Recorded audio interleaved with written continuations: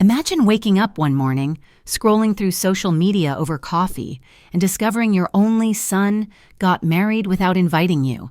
Then, just hours later, he calls asking for the keys to your late husband's cabin so he and his new bride can honeymoon there.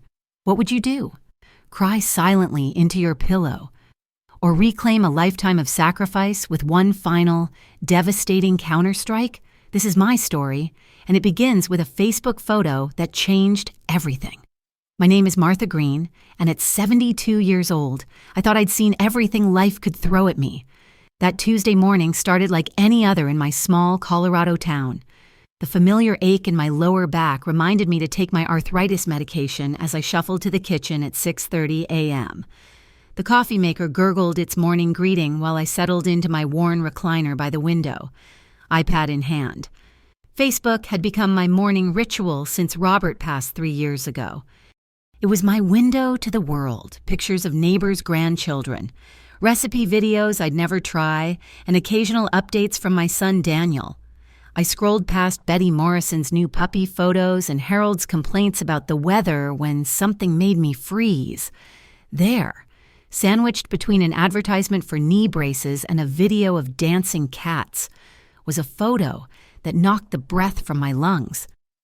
Daniel stood at the courthouse steps in a navy suit I'd never seen before, his arm around a young blonde woman in a short white dress. The caption, posted by someone named Vanessa Hartley, read, "Just married the love of my life, #green family, #new beginnings." My coffee mug slipped, splashing hot liquid across my bathrobe, but I barely noticed the burn spreading across my lap. My son, my only child, had gotten married, without telling me, without inviting me, without even a phone call. I stared at the photo, zooming in with trembling fingers. Daniel's smile looked forced, his eyes avoiding the camera. The woman, Vanessa, gazed up at him with an expression I couldn't quite read. Triumph? Satisfaction? Behind them. I recognized the Denver courthouse where Robert and I had renewed our vows on our 25th anniversary. The living room walls seemed to close in. Photos of Daniel covered every surface. His gap-toothed kindergarten grin, high school graduation, the day he opened his failed restaurant, in every picture. I stood beside him, my hand on his shoulder, my love evident in every pixel. And yet, on the most important day of his life, I was nowhere to be found. My phone rang at 7:45 a.m., Daniel's name flashing on the screen. For a moment, I considered not answering. Let him wonder why his mother wasn't picking up, the way I was wondering why I wasn't at his wedding. But habit won, and I pressed the green button. "Hi, Mom." His voice was casual, as if this were any ordinary morning. "Listen, I need a favor." "Daniel," my voice came out steadier than I felt. "How are you this morning?" "Great, actually, really great. So, about that favor, you still have the keys to Dad's cabin, right? The one up at Silver Lake?" I gripped the phone tighter. "Yes, I have them." "Perfect. Vanessa and I want to use it for a week. You know, get away from the city, enjoy the mountains. Can you drop the keys by my apartment later today?" The audacity of it stole my words. He spoke as if asking to borrow a cup of sugar, not requesting the keys to his father's sanctuary, the place Robert had built with his own hands, board by board, nail by nail. "Vanessa?" I managed, though of course I knew who she was now. "Oh, right, yeah, we've been dating. Listen, Mom, I'm actually in a rush. Can you just leave the keys under my doormat if I'm not home? Thanks. You're the best. Daniel, wait." But the line was already dead. He'd hung up on me. My son had secretly married a stranger, demanded the keys to his father's cabin for their honeymoon, and hung up on me, all in the span of 30 seconds.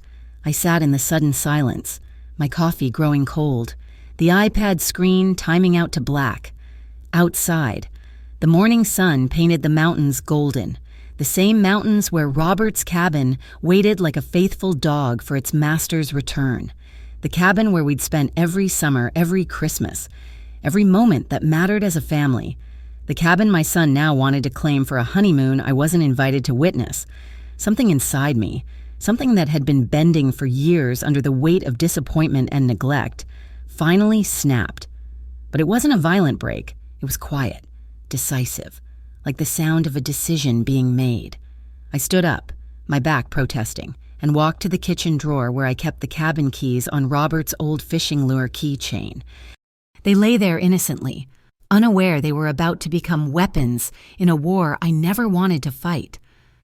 The cabin keys felt heavier than usual in my palm, each tooth a reminder of what they unlocked, not just a door, but decades of memories. I closed my eyes and let myself drift back to the beginning, to 1987 when Robert first showed me the plot of land by Silver Lake. "This is it, Martha," he'd said, his eyes bright with dreams. "This is where we'll build our escape." Robert was a carpenter by trade, but a romantic at heart, every weekend for 15 years. He drove the 3 hours from town to the mountains, tools in his truck bed, determination in his soul. I'd pack sandwiches and lemonade, and Daniel, little Danny then, would sleep in his car seat during the drive, waking only when we hit the gravel road. Board by board, Robert built our sanctuary. I still remembered the day he carved our initials into the main support beam. R and M Green, 1987. His hands were rough from work, splinters embedded so deep they'd become part of him. But they were gentle when he pulled me close and said, "This is our forever place, honey." The cabin grew alongside Daniel, first just a foundation when he was learning to walk, then walls when he started school, finally a roof the summer he turned 10. Daniel helped where he could, handing his father nails, painting the lower boards, learning to fish off the dock Robert built extending into the lake. Those summers were golden. Daniel would wake at 5 a.m., eager to check the fishing lines with his father.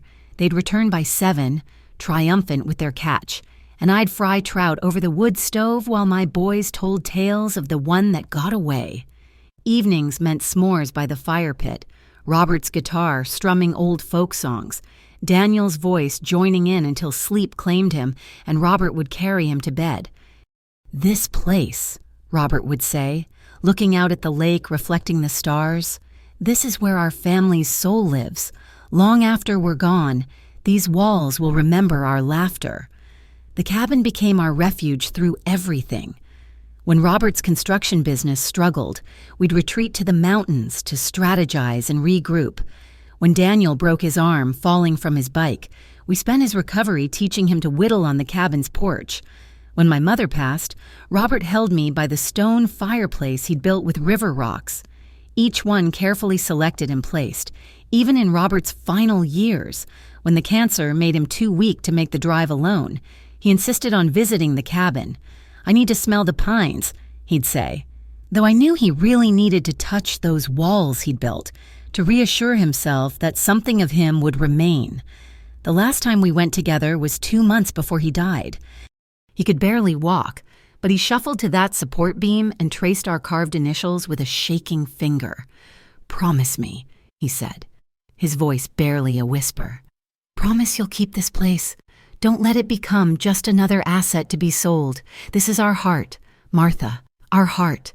I promised. Of course I promised. Now, 3 years later, I stood in my kitchen holding the keys to that heart, and my son wanted them for a honeymoon with a woman whose last name I'd learned from Facebook. The cabin Robert built with love, board by board, weekend by weekend. Daniel saw it as nothing more than a free vacation rental. When had it started? When had the boy who helped his father measure twice and cut once become a man who measured relationships by their convenience? The cabin had witnessed his transformation too. Teenage Daniel, sullen and distant, complaining about the lack of Wi-Fi. College Daniel, visiting less and less, always with excuses. Adult Daniel, who hadn't been to the cabin since Robert's funeral, and even then he'd left early, claiming work obligations. "It's just sitting there empty, Mom," he'd said 6 months ago when he suggested I sell it. Think of what that money could do. What he meant was what that money could do for him. Another failed business venture, another loan he couldn't repay, another disappointment I'd somehow finance, because that's what mothers did, but not this time, not with Robert's heart. I looked again at the fishing lure keychain, one of Robert's hand-tied flies from their last trip together.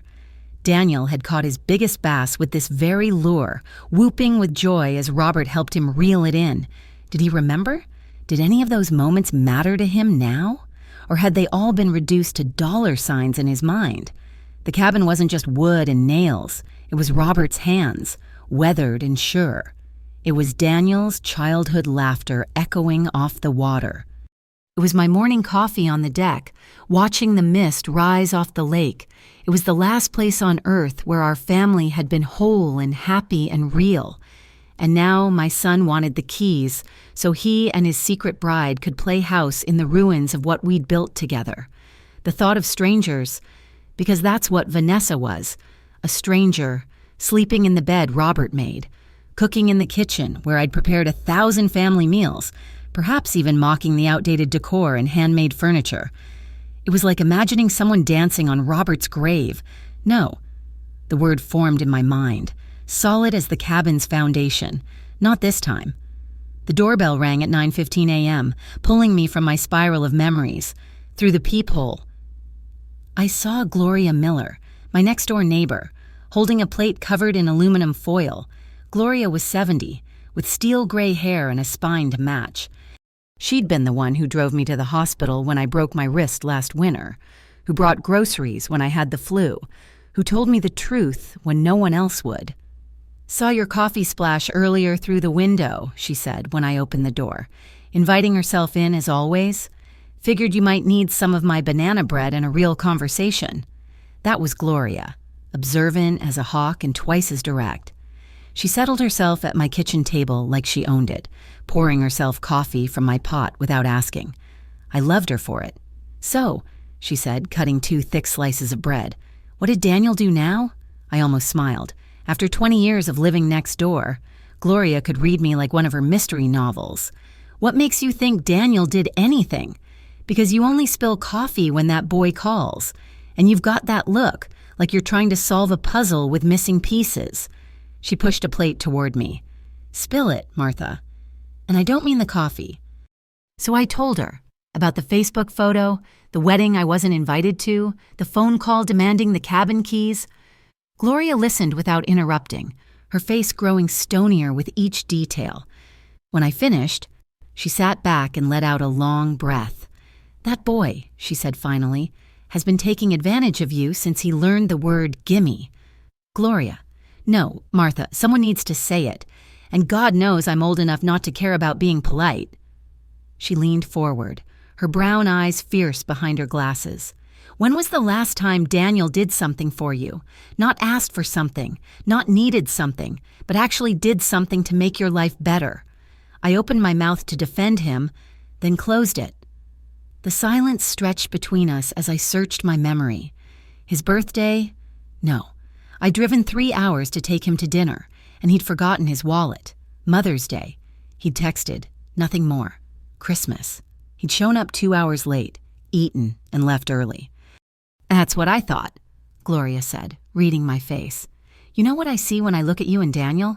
I see a bank account and its favorite customer." "He's my son," I whispered. The words automatic.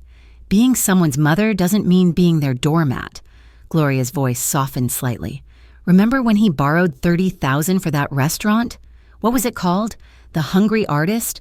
More like the Hungry Con Artist. Did he ever pay you back?" "He tried. He tried nothing. He made excuses. Just like when he wrecked that car you co-signed for and left you with the payments. Just like when he needed temporary help with his rent that lasted 2 years. Gloria counted on her fingers. Should I continue? Each example hit like a physical blow because they were all true. I'd made excuses for everyone. He was young. He was finding himself. He was going through a rough patch, but the rough patches had become his permanent address, and I'd been paying the rent. "And now," Gloria continued, "he secretly marries some woman you've never met and wants to honeymoon in Robert's cabin. The cabin he wanted you to sell 6 months ago. Curious timing, don't you think?" The implication hung in the air like smoke. "You think Vanessa, you think that's why?"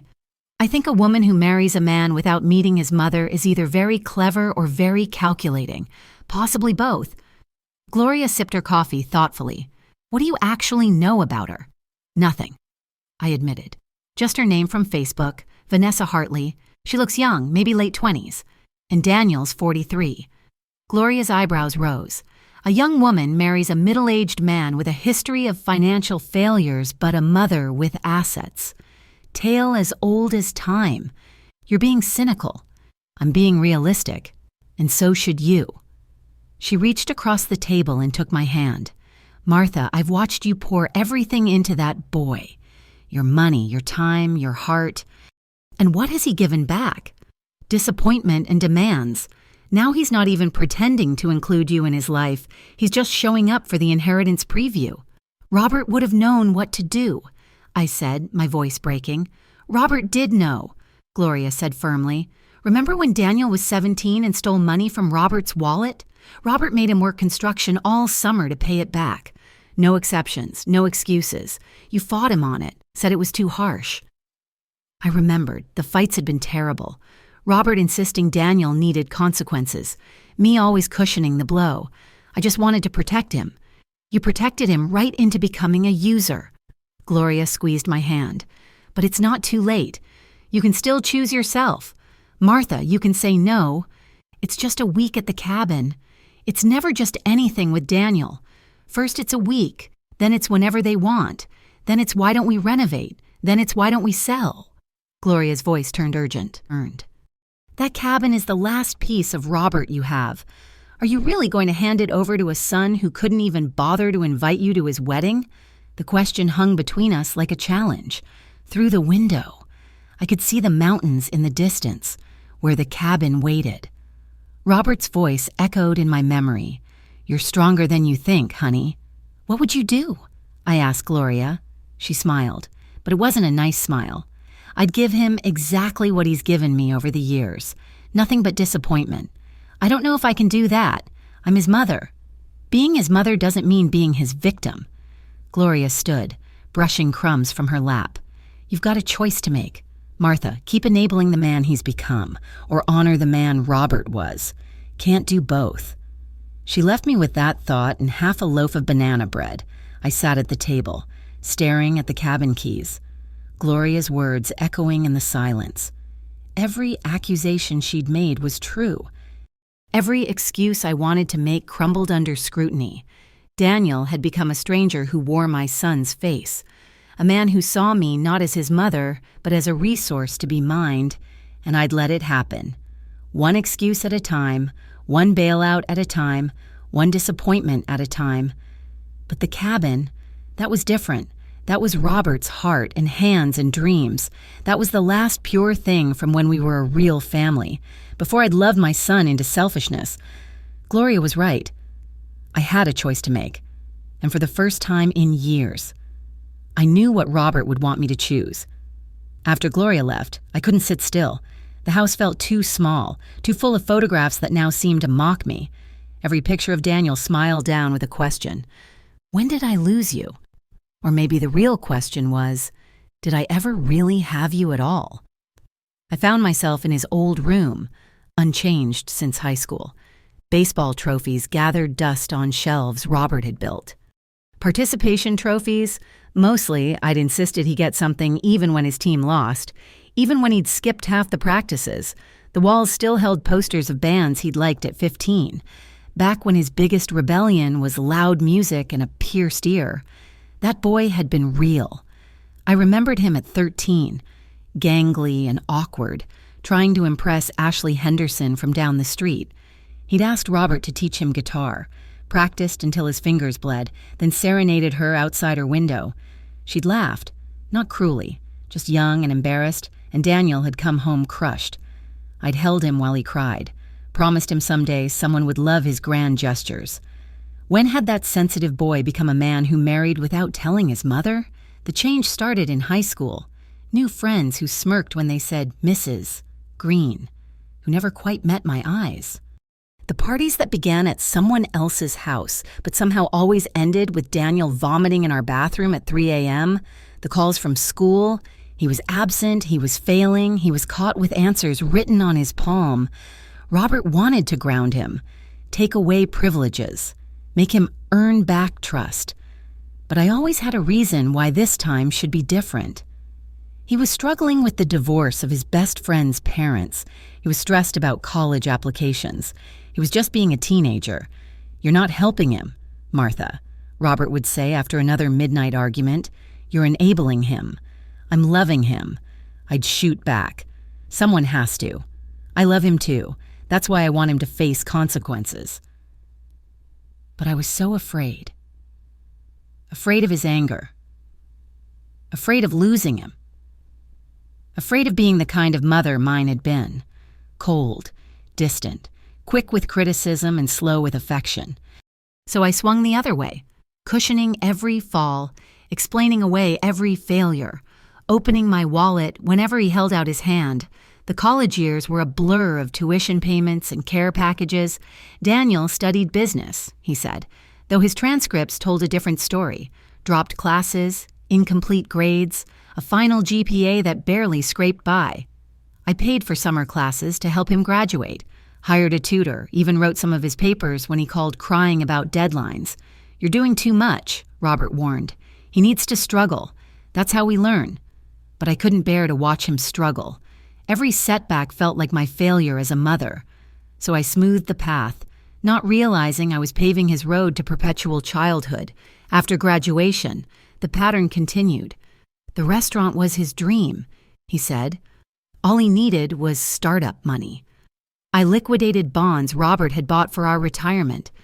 When the restaurant failed in 8 months, location problems and supplier issues, the economy, never Daniel's fault, I absorbed the loss and listened to his plans for the next venture, a food truck, a consulting firm, a mobile app for something I never quite understood. Each failure cost thousands, sometimes tens of thousands. Robert watched our savings dwindle, his jaw tight with words he wouldn't say, until one night he did. "You're buying his love," he said quietly, after I'd written another check. "But Martha, love isn't for sale, and even if it was, you're overpaying." I slapped him. The only time in 35 years of marriage I ever raised a hand to him. We stared at each other across the kitchen, both shocked. Then Robert pulled me into his arms and let me sob against his chest. "I'm sorry," he whispered. "I'm so sorry. But honey, I can't watch you destroy yourself trying to save someone who doesn't want to be saved." Even then, I didn't listen. When Robert got sick, I told myself Daniel would step up. This would be the crisis that brought out his best self. Instead, he visited twice during the 6 months of treatments. Too busy, too far, too hard to see his father that way. The excuses came easier than visits. Robert's funeral was the last time I'd seen him before today's phone call. He'd arrived late, left early, and spent most of the time on his phone dealing with another crisis. I'd made excuses to the relatives who asked why he wasn't sitting with me. Food poisoning. I'd said, work emergency, anything but the truth, that my son couldn't be bothered to properly mourn the man who'd tried to teach him to be better. Now I stood in his childhood room, surrounded by the artifacts of a boy who'd once existed. Maybe. Or maybe I'd invented him too. Painted his selfishness as sensitivity, his laziness as struggle, his taking as needing. Maybe Gloria was right. Maybe I'd loved him into becoming exactly what he was, a user who saw me as nothing more than an ATM with maternal instincts. The worst part was admitting Robert had been right all along. Every warning, every argument, every prediction had come true. He'd seen what I'd refused to see, that love without boundaries becomes enablement, that help without expectations becomes harm, that a mother's blind devotion can create a moral blindness in her child. I picked up a photo from Daniel's dresser, his high school graduation. Robert stood on one side, I on the other. Daniel between us in cap and gown. Robert's smile looked forced. And now I knew why. He already saw what was coming. Years of bailouts and disappointments, of watching his wife pour herself into a bottomless pit of need. "I'm sorry," I whispered to Robert's image. "I'm so sorry I didn't listen." But sorry wouldn't bring back the money, the years, the chances to do better. Sorry wouldn't transform Daniel into the son Robert had tried to raise. Sorry was just another word for too late, except maybe it wasn't. Maybe Gloria was right. Maybe I still had a choice. I looked at the photo one more time, then placed it face down in the drawer. The boy in that picture was gone, if he'd ever existed at all. The man who'd called this morning wanting keys to his father's last creation, that's who I was dealing with now. A stranger who happened to share my DNA and my last name, but nothing else. The cabin keys were still in my pocket. I pulled them out, feeling their weight, not just metal and memories, but the weight of a decision that would define what kind of mother I chose to be. For whatever years I had left, the decision came to me with surprising clarity. I wouldn't wait for Daniel to arrive. I would go to the cabin myself, one last time, and decide its fate on my own terms. By 10:30 a.m., I was in my old Honda, driving the familiar route to Silver Lake. The 3-hour drive had always been therapy for Robert and me. We'd turn off the radio and talk, really talk, about everything and nothing. The mountains growing larger with each mile, the air getting thinner and cleaner, the world falling away until only we existed. Now I drove in silence, the empty passenger seat a constant reminder of all I'd lost. The gravel road to the cabin was rougher than I remembered. Each bump sent pain through my arthritic hands gripping the wheel, but I pressed on, dust clouding the rear window, until finally the trees parted, and there it was, Robert's masterpiece, our sanctuary, standing exactly as we'd left it. The cabin looked smaller than memory suggested, weathered but solid. Robert had built it to last generations, using old-growth timber and techniques his grandfather had taught him. The wraparound porch sagged slightly on the left side. I made a mental note before remembering it wouldn't be my problem much longer. I parked and sat for a moment, gathering courage. The last time I'd been here was with Robert, just before his final hospital stay. He'd insisted on checking every board, every joint, as if conducting an inspection. "She'll outlast us all," he'd said, running his hand along the railing. "Built her with love. Martha, that's the only foundation that matters." The key turned easily in the lock. Robert had installed quality hardware that wouldn't rust or stick. Inside, the afternoon sun slanted through windows hazed with dust, illuminating moats that danced like ghosts of summers past. Everything was exactly as we'd left it, frozen in time like a museum of our former happiness. The stone fireplace dominated the main room, each river rock placed by Robert's patient hands. Above the mantel hung the mounted bass Daniel had caught at age 12, his first trophy fish, the one that had made him dance with joy on the dock. Did he even remember? I moved through the room slowly, touching surfaces, awakening memories. The kitchen table Robert had made from a single massive pine slab, sanded smooth as silk. The notches on the door frame marking Daniel's growth, stopping abruptly at 17 when he'd declared himself too old for such things. The quilt I'd sewn during our first winter here, when a blizzard had trapped us for 4 magical days. In the master bedroom, I found the letter. Robert must have left it during that final visit, knowing I'd return alone someday.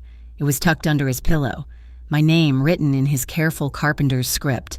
"My dearest Martha," it began, and I had to sit on the bed, knees suddenly weak.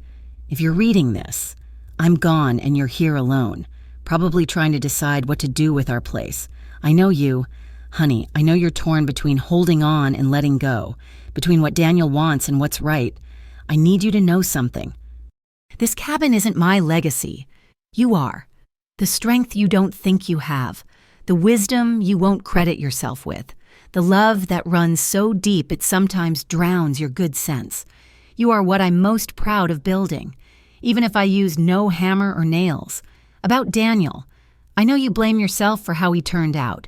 Don't. We both did our best with the tools we had. Sometimes a board warps, no matter how carefully you season it. That's not the carpenter's fault. It's just the nature of wood. But Martha, my love, you have to stop letting him take from you. Not just money or things, but pieces of your soul. Every time you bail him out, you lose a little more of yourself. I watched it happen and couldn't stop it. And that's my greatest regret. This cabin is yours, not his. I built it for us, for the family we were, not the disappointment he's become. Don't let guilt make you give away the last piece of our joy. You're stronger than you think, my darling. Strong enough to say no. Strong enough to choose yourself. Whatever you decide, know that I love you. Know that you gave me 35 years of happiness that men dream of but rarely find. And know that it's okay to let go of guilt, of enabling, of trying to save someone who won't grab the rope. Be free, my Martha. You've earned it. All my love, always. Robert. I read it 3 times, tears streaming down my face. Even from beyond, Robert was trying to protect me, to give me permission I couldn't give myself. The man who'd built this sanctuary with patience and love was still building me up, still believing in my strength when I couldn't find it. I folded the letter carefully and walked back to the main room. Dust particles still danced in the sunlight, but now they looked like possibilities instead of ghosts. Through the windows, Silver Lake sparkled impossibly blue, the same color as Robert's eyes when he'd laughed. This place held our entire history. First kiss on the dock. Daniel's first steps on the porch. Robert's guitar by the fire. My morning coffee watching the sunrise. Thousands of moments layered like lacquer, creating a finish that time couldn't dull. But it also held the future. Daniel's plans to renovate, to modernize, to strip away everything that made it ours and turn it into something marketable. I could see it already. The stone fireplace replaced with gas. The handmade furniture swapped for store-bought pieces, the soul of the place gutted and sanitized. No, I said aloud, my voice echoing in the empty room. The word felt foreign on my tongue, but right in my heart. Not this time. I walked outside and stood on the porch Robert had built, looking out at the lake where we'd scattered half his ashes. The other half were in the garden at home, so he could be both places he'd loved. An eagle circled overhead, riding thermals with effortless grace. Robert had loved watching them, said they knew something about freedom we'd forgotten. Maybe it was time to remember. I pulled out my phone, 1 bar of signal, barely enough, but sufficient for what I needed to do. The real estate agent's number was saved from 6 months ago, when Daniel had first suggested selling. Back then, I'd called just to shut him up, gotten an estimate that made my eyes water. Mountain properties with lake access had become gold in Colorado, but I wasn't calling about selling. Not exactly. As the phone rang, I thought about Robert's letter, about Gloria's tough love, about Daniel's casual cruelty in marrying without me. Most of all, I thought about the couple who'd built this place board by board, season by season. With love as their only blueprint, they deserved better than having their heart turned into someone's honeymoon rental. And so did I. I was still on the porch, watching the sun dance on Silver Lake, when I heard the car approaching. The distinctive rattle of Daniel's BMW, he'd never fixed the exhaust despite my offers to pay for it, grew louder as it navigated the gravel road. They were early. Of course they were early when it suited them. I slipped Robert's letter into my pocket and waited, my heart hammering but my resolve steady. The car pulled up beside my Honda, and I got my first real look at my new daughter-in-law. Vanessa emerged from the passenger side like she was stepping onto a red carpet, all legs and designer sunglasses and perfectly styled blonde hair. She looked around with the calculating gaze of someone appraising real estate. Daniel got out more slowly, and for a moment I saw uncertainty flash across his face. He hadn't expected me to be here. Good.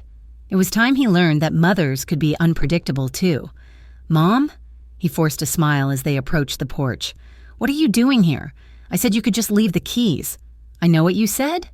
My voice came out steadier than I felt. "But we need to talk. All of us." Vanessa's eyes narrowed behind her sunglasses. Up close, she was younger than I'd thought, maybe 25, with the kind of aggressive prettiness that came from expensive procedures rather than nature. She looked at the cabin like it was something she'd scraped off her shoe. "Mrs. Green," she said, not extending a hand. "Danny's told me so much about you." Danny. No one had called him that since grade school. The casual intimacy of it, the proprietary way she said it, made my skin crawl. "Has he?" I kept my tone neutral. "Strange, since he's told me nothing about you, including the fact that you existed. much less that you were getting married. Daniel's face flushed. Mom, we should go inside. I stood my ground on the porch. Why? So you can inventory what you plan to change? I heard Vanessa already has renovation plans. How did you... Vanessa started, then caught herself. But it was too late. The mask had slipped, revealing calculation underneath. Small town, I said simply. People talk, especially when someone's browsing contractor websites on public Wi-Fi at the coffee shop. Daniel ran a hand through his hair, a gesture unchanged since childhood, when he'd been caught in a lie. Look, Mom, I know you're upset about the wedding. Upset. I laughed, but there was no humor in it. Daniel, upset is when you forget to call on Mother's Day. This is something else entirely. We wanted it small, Vanessa interjected, her voice taking on a wheedling tone. Just us. You understand, right? Big weddings are so stressful. And Danny said you don't like crowds anyway. The presumption of it, this stranger explaining my own preferences to me, justifying my exclusion from my only child's wedding, ignited something in my chest. Not anger, exactly. Something colder and more final. Inside, I said, turning toward the door. Both of you. We're going to have this conversation properly. They followed me into the cabin, Vanessa immediately wrinkling her nose at the dust. Daniel looked around with an expression I couldn't read. Was there nostalgia there? Or was he already calculating square footage? God, it's like a time capsule, Vanessa muttered, running a finger along the mantel and examining the dust with disgust. When was the last time anyone cleaned? When my husband was dying, I said flatly. We had other priorities. An awkward silence fell. Daniel shifted uncomfortably while Vanessa dropped her hand, looking more annoyed than chastened. I busied myself making coffee on the old stove, needing something to do with my hands. The familiar ritual calmed me. Fill the percolator, measure the grounds, light the burner. Robert had taught me to make camp coffee here, strong enough to float a horseshoe. So, I said, setting 3 mugs on the table Robert had built, tell me about this marriage I wasn't invited to witness. Daniel launched into explanations. They'd been dating 6 months. It felt right. Why wait? Vanessa didn't want to fuss. The words tumbled over each other, each excuse flimsier than the last. Through it all. Vanessa sat silent, watching me with predator's eyes. 6 months, I repeated. You've known this woman 6 months and married her without introducing her to your mother, without even mentioning her existence. You would have made a big deal about it, Daniel said defensively. Yes, I agreed. I would have wanted to meet the woman my son was marrying. I would have wanted to be at the wedding. I would have acted like a mother who matters. Mom, but clearly I don't matter. I'm just the woman who pays your bills and bails you out and keeps forgiving you no matter how badly you treat me. That's not fair, Vanessa said, placing a possessive hand on Daniel's arm. Danny's been under a lot of stress. The business? Which business? I cut her off. The restaurant that failed? The food truck that never materialized? The consulting firm that consulted no one? Or is there a new disaster I haven't been asked to fund yet? Daniel's face went from red to white. I don't have to listen to this. Yes, I said quietly. You do. For once in your life, you're going to sit there and listen. Something in my voice must have reached him because he stayed seated, though his jaw was clenched tight. Vanessa looked between us, clearly reassessing the situation. This cabin, I said, gesturing around us, represents everything your father and I built together. Not just wood and stone, but love and sacrifice and dreams. Every board has a story. Every stone was chosen with care. This place is sacred to me in ways you've apparently forgotten. I haven't forgotten, Daniel said sullenly. I just think it's time to move forward. Dad's gone. Mom, holding on to the past won't bring him back. And turning his life's work into your honeymoon hotel honors him how exactly? Vanessa leaned forward, switching tactics. Mrs. Green, we're not trying to dishonor anyone. We just thought a week here would be romantic. And honestly, with some updates, this place could be worth a fortune. Think of it as an investment in your future. There it was. The real agenda. laid bare with stunning shamelessness. I looked at my son, waiting for him to correct her, to show some flicker of the boy who'd helped his father build these walls. Instead, he nodded along. "Vanessa's got some great ideas," he said eagerly. "Open concept living room, modern kitchen, maybe a hot tub on the deck. We could even rent it out when we're not using it. The income would really help with—" "No." The word dropped like a stone into still water. They both stared at me. "No," Daniel repeated, as if he'd never heard the word before. Given our history, maybe he hadn't. Not from me. "No, you cannot have the cabin for your honeymoon. No. You cannot renovate it. No. You cannot rent it out. And no, Daniel, I will not be funding whatever your next failure is." The silence stretched taut as a wire.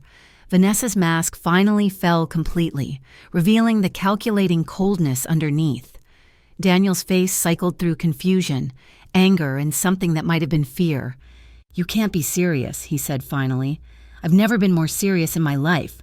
I stood, looking down at them, my son and this stranger who thought she could waltz into our lives and claim what wasn't hers. "You made a choice to exclude me from your life. Now I'm making a choice to exclude you from mine." The explosion was immediate. Daniel shot to his feet, the chair scraping against the floor Robert had laid so carefully. His face contorted with the kind of rage I'd only glimpsed before. Usually when a bank had denied him a loan or a business partner had walked away. "You can't do this." His voice cracked like a teenager's. "This cabin is family property. I'm your son. It'll be mine eventually anyway." "Will it?" I reached into my jacket pocket and pulled out a manila envelope I'd picked up from the kitchen counter. "Funny you should mention that." Vanessa's eyes locked onto the envelope like a hawk spotting prey. "What's that?" "The future," I said simply. "Just not yours." I spread the papers on the table, documents I'd signed just 3 days ago, after my phone call from the porch. A purchase agreement. The cabin has been sold to Marcus and Beth Henley. They're a young couple who restore historic properties. They fell in love with the craftsmanship and promised to preserve Robert's work exactly as he built it.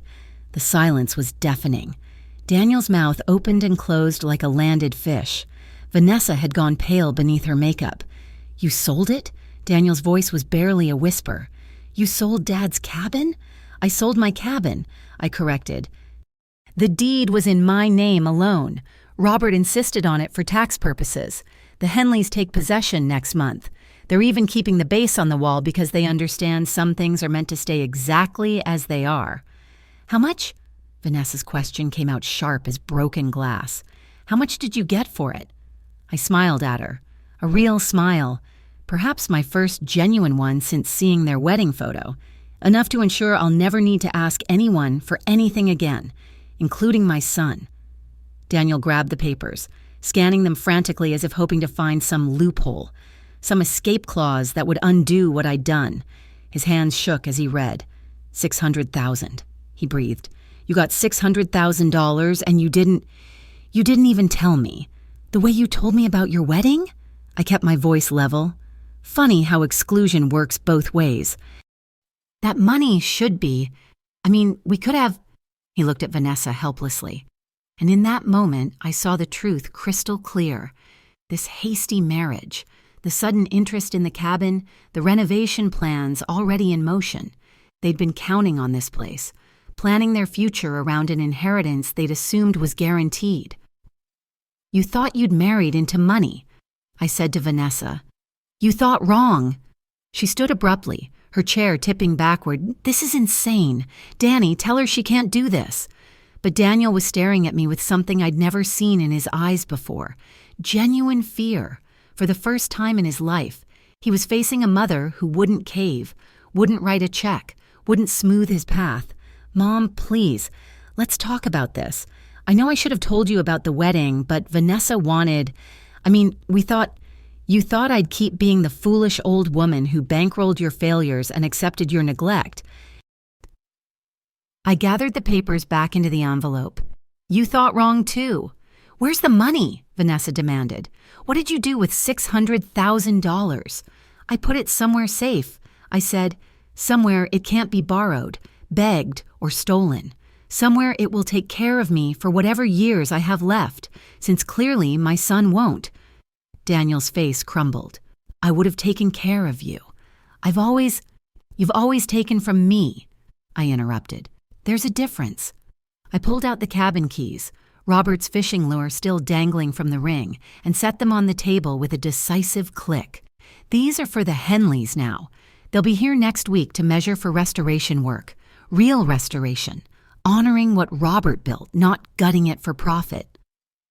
This is that neighbor's fault, Daniel said suddenly. Gloria's been poisoning you against me. Or maybe you're not thinking clearly. The grief... Stop. The word came out harder than I intended. Don't you dare question my mental capacity, because I've finally stopped enabling you. I'm thinking more clearly than I have in years.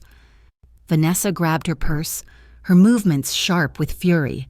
Come on, Danny, we're leaving. When she comes to her senses and realizes what she's thrown away, I've thrown away nothing, I said. I've sold a cabin to people who will cherish it. As for what I've lost, I lost my son years ago. I just didn't want to admit it. Daniel stood frozen between us, torn between following his wife and facing his mother. In that moment, he looked impossibly young, like the boy who'd once cried in my arms over a girl's rejection. But that boy had grown into a man who rejected his mother for a woman he'd known 6 months. You'll regret this, he said finally, his voice low and ugly. When you're old and alone and need help, don't come crying to me. Daniel, I said softly, I've been old and alone since your father died. You just never noticed. He flinched as if I'd slapped him. Then, without another word, he followed Vanessa out. I heard car doors slam. The engine roared to life, tires spinning on gravel as they fled. Then silence, broken only by the wind in the pines and the distant call of a loon on the lake. I sat back down at the table where we'd shared so many meals as a family. My coffee had gone cold, but I sipped it anyway, tasting memories in the bitter brew. Through the window, I could see the dock where Robert had taught Daniel to fish, the fire pit where we'd roasted marshmallows, the path to the lake where we'd walked as a family. All of it would remain, preserved by strangers who understood its value better than my own son did. The Henleys had shown me photos of their other restoration projects, careful, loving work that honored the original builder's vision. Robert would have liked them. I fingered the keys one last time before dropping them back in the envelope. Tomorrow I'd drive home, hand them to the real estate agent, and close this chapter of my life. The money from the sale was already earmarked, some for a nice assisted living community when I needed it, some for charity, some for travel I'd always postponed, none for Daniel, never again for Daniel. My phone buzzed. A text from Gloria. How did it go? I typed back, I said no. Her response was immediate. Good. Robert would be proud. I looked around the cabin one last time, memorizing every board, every stone, every shadow. Then I raised my cold coffee in a toast to the empty room. This one's for you, Robert, I whispered. I finally found my backbone. Better late than never. The loon called again across the water, and for just a moment, I could swear I heard Robert's laugh echoing back across the lake, warm and proud and free. The drive home from the cabin felt different than any before. For 40 years, I'd made this journey carrying the weight of worry about Daniel, about money, about keeping everyone happy except myself. Now, as the mountains receded in my rear-view mirror, I felt something I hadn't experienced in decades: lightness. I stopped at the same rest area Robert and I always had, bought coffee from the same machine, sat at the same picnic table overlooking the valley, but everything looked different now, sharper somehow, as if I'd been viewing life through dirty glass that had finally been cleaned. My phone had been silent since Daniel stormed out. No angry texts, no manipulative voicemails, no last-minute pleas for understanding. The silence should have hurt, but instead it felt like confirmation. When the cash well dried up, so did his interest in being my son. Gloria was waiting on my porch when I pulled into my driveway at 4:30 p.m. 2 glasses of wine already poured. Figured you'd need this, she said, handing me a glass. So, did you do it? I did it. I sank into the rocking chair beside her. Sold the cabin, told him no, watched him choose a stranger over his mother without a second's hesitation. Good, Gloria said firmly. How do you feel? I considered the question. Really considered it. Free, I said finally. Heartbroken but free. Is that possible? Honey, that's the only way to break a toxic pattern. It has to hurt before it heals. We sat in comfortable silence, watching the sun paint the mountains gold, the same mountains where Robert's cabin sat, soon to be in hands that would honor it, the same mountains where my son had revealed exactly who he'd become. He said I'd regret it. I told Gloria. Said when I'm old and alone and need help, not to come crying to him. Gloria snorted. As if he'd have helped anyway. Martha, that boy's been telling you who he is for 20 years. You just finally listened. She was right, of course. Every borrowed dollar never repaid. Every birthday forgotten. Every crisis that required my checkbook but not my presence. They'd all been messages I'd refused to read. Well, message received now, loud and clear. Over the next weeks, life settled into a new rhythm. The real estate agent handled the cabin closing seamlessly. The Henleys sent photos of their restoration plans, careful sketches that honored Robert's original vision while adding subtle supports to last another generation. They even asked for stories about the cabin's history, wanting to preserve not just the structure but its soul. Daniel never called. I heard through the grapevine that he and Vanessa had moved to Denver, that he was working some new angle, some new scheme. I found I didn't care. The umbilical cord I'd refused to cut for 43 years had finally severed, and while the wound was raw, it was also clean. I started saying yes to things I'd always put off. Dinner with church friends, the watercolor class at the senior center, a weekend trip to see the aspens turn gold without the constant drain of Daniel's needs. I discovered I had energy I'd forgotten existed. One evening, 3 months after that final confrontation, I was sorting through photos for the Henleys when I found it. A picture from Daniel's 10th birthday at the cabin. Robert had surprised him with a handmade fishing rod, spent hours teaching him to cast, in the photo. Daniel's face glowed with pure joy, Robert's hand steady on his shoulder, guiding the line. "This is perfect, son," Robert was saying in the photo, though of course you couldn't hear it. "Just like that, you're a natural." I touched their faces gently, allowing myself a moment of grief for what we'd all lost. Then I placed the photo in the box for the Henleys. Let them know what joy had lived in those walls. Let them be the keepers of what we'd once been. My phone rang. Unknown number. For a moment, my heart jumped. Daniel? But no, it was Beth Henley, calling from the cabin. "Martha, I hope I'm not bothering you. We're here doing measurements and we found something I think you should know about." My chest tightened. "What is it?" "There's a letter, hidden behind a loose board in the master bedroom closet. It's addressed to you in what looks like your husband's handwriting." Another letter. Trust Robert to leave multiple messages, knowing I'd need reinforcement. "Could you read it to me?" "Of course." I heard paper rustling. It says, "Martha, if you're hearing this from someone else, it means you did what I always knew you could do. You let go. The cabin was never about the walls or the view. It was about the life we built and the love we shared. That lives in you, not in any building. I'm proud of you for choosing yourself. Now go live, my darling. The best is yet to come. All my love. Robert." I stood in my kitchen, phone pressed to my ear, tears streaming down my face. Even in death, Robert was still building me up, still believing in my strength, still loving me toward freedom. "Martha, are you all right?" "Yes." I managed. "Yes, I'm all right. Better than all right. Thank you for calling. Thank you for trusting us with this special place. We promise to take good care of it." After we hung up, I walked to my garden where the other half of Robert's ashes fed the roses. They were blooming late this year, a final burst of beauty before winter. I touched a perfect pink bloom, feeling its velvet softness. The best is yet to come. I repeated Robert's words. At 72, with a broken relationship with my only child and a lifetime of enabling behind me, it seemed impossible. But then again, saying no to Daniel had seemed impossible too.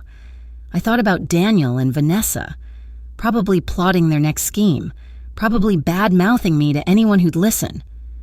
I thought about the cabin, safe in hands that would honor it. I thought about the money in the bank, security I'd earned by finally valuing myself over my son's endless needs.